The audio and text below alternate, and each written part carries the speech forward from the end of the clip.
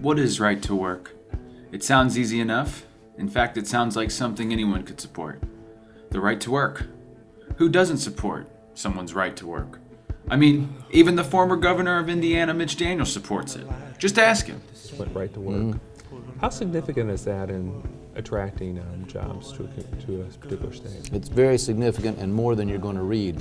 A lot of companies are who don't really want to talk about it publicly are perfectly explicit about talking about it in private. And why wouldn't they be? I mean, they're businesses, so they want to make sure that people have the right to work, don't they? Or is it just not that simple?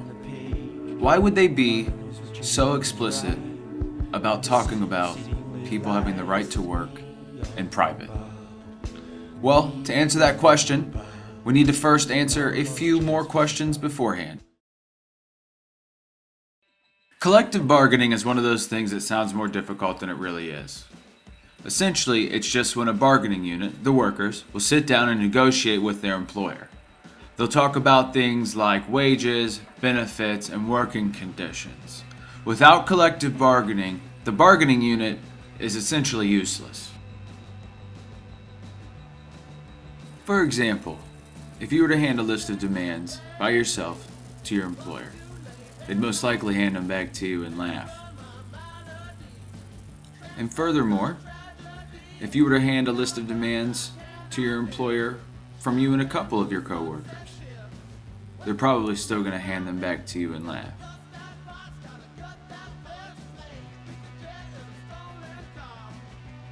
But if you were to hand them back to your employer with an adjuster, a negotiator, a lawyer, a labor attorney, and the backing of national labor relations laws, then I think they're going to be a little bit more hesitant to give them back to you. And that brings us to the next piece of the puzzle when it comes to right to work.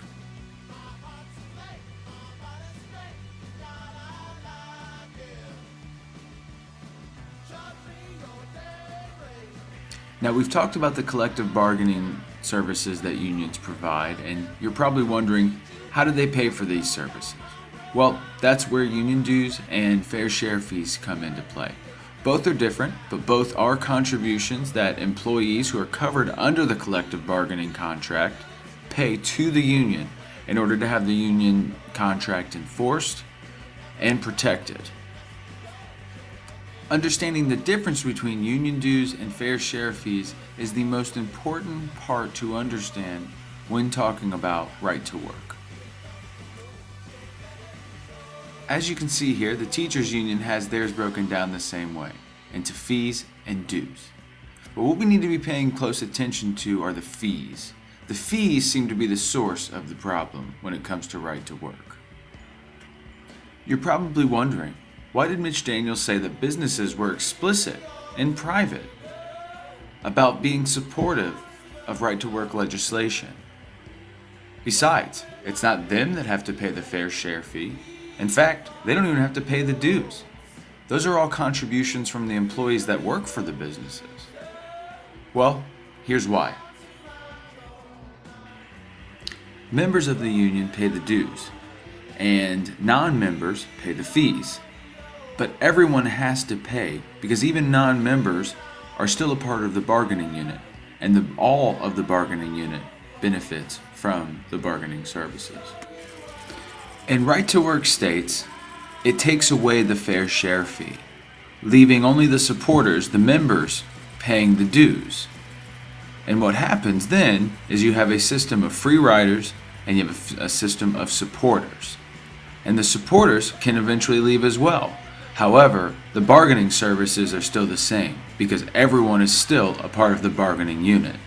Now, you're probably wondering, does that take away services and take away also resources for the union to do its job?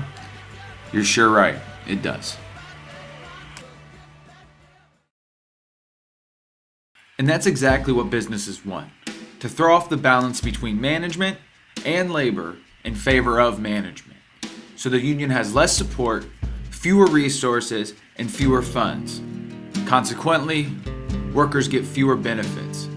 And that is good for business, but not so good for workers.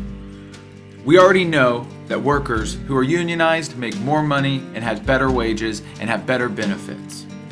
So it becomes not so much about having the right to work, but having the right to work for less.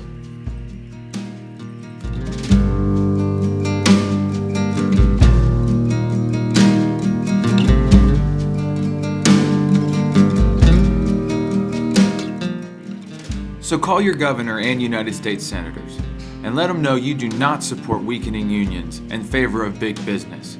And furthermore, you do not support the right to work for less.